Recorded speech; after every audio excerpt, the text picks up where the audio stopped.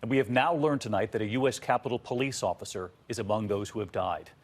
President Trump could face an historic second impeachment as early as next week. Kamala Harris. Kamala Harris. On the day of the riots, the president had told his supporters, "Stay strong, march on the Capitol, I'll march with you." Then after the violence, saying, "We love you." And then overnight, calling them intruders instead, saying they defiled the seat of American democracy, that he's outraged by the lawlessness. Now saying it's a time for healing and unity. The federal murder investigation now underway for the death of a Capitol Police officer, Brian Sicknick, who is now among those who died. Authorities investigating reports he may have been hit in the head with a lead pipe or a fire extinguisher. And the very difficult video now emerging just today of this officer screaming for help as he's crushed by rioters pinned between a riot shield and metal door. Also, these images showing the mob swinging pipes and throwing chemicals at police, trying to force their way into the Capitol. And now the arrests. The feds moving quickly. There is news tonight about the man in this image, Richard Barnett. His feet on Speaker Nancy Pelosi's desk. He's now under arrest and facing federal charges. In this video posted by Donald Trump Jr., drawing attention today too. The president's son showing himself, that the president, Ivanka Trump by his side, and then Don Jr.'s girlfriend dancing. President Trump has been silent on the death of that Capitol Police officer, and he now says he will not attend President-elect Joe Biden's inauguration. The president-elect tonight responding to that, saying that's a good thing. We begin with our chief White House correspondent, Jonathan Karl, leading us off. Horrifying video of Trump supporters storming the Capitol. We need fresh patriots abroad. We need fresh people.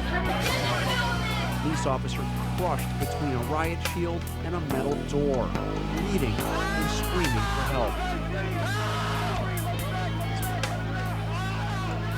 Police in riot gear try to hold the line. The mob keeps pushing, one of them yelling out, "Grab their damn shields."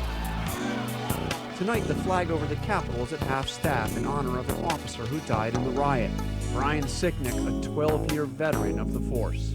The vice president offered his condolences, and the White House put out a statement from a deputy press secretary, but nothing from the president himself.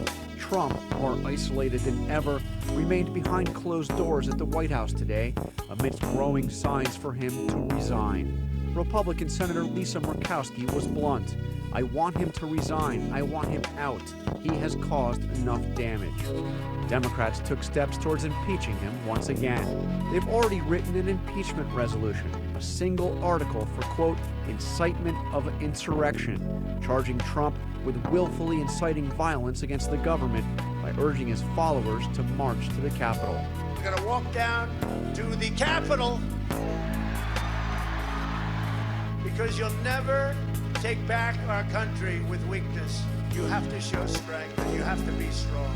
House Republican leader Kevin McCarthy today said, quote, impeaching the president with just 12 days left in his term will only divide our country more. Kamala Harris. Kamala Harris. President-elect Biden says impeachment is up to Congress, but offered a different way to remove Trump from power. The quickest way that will happen is us being sworn in on the 20th. Kamala Harris.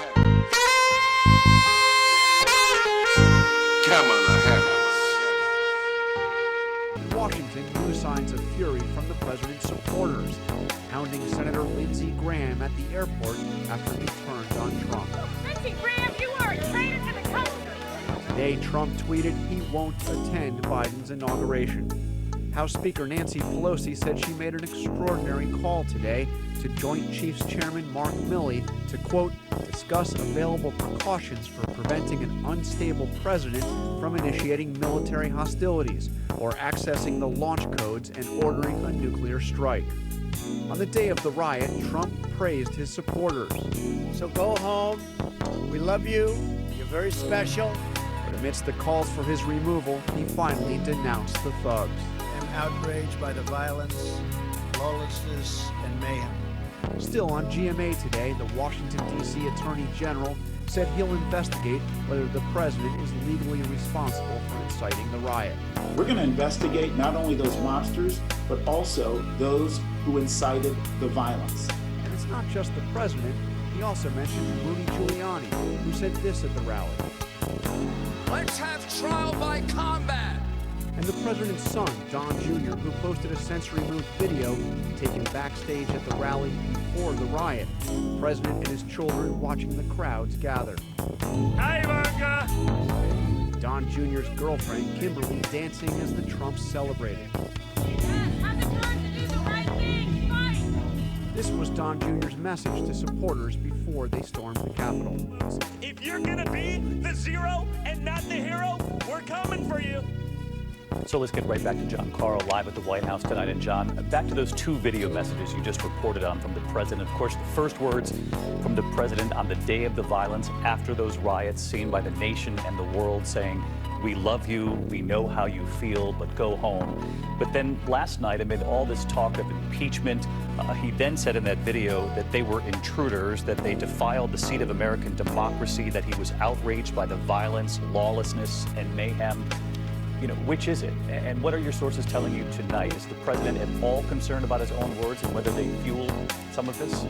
David, I see no indication whatsoever that the president has any regret at all for his words. In fact, I am told that today he has privately expressed regret for filming that video where he condemned the violence, saying some of his supporters don't like it. And major development here tonight as well.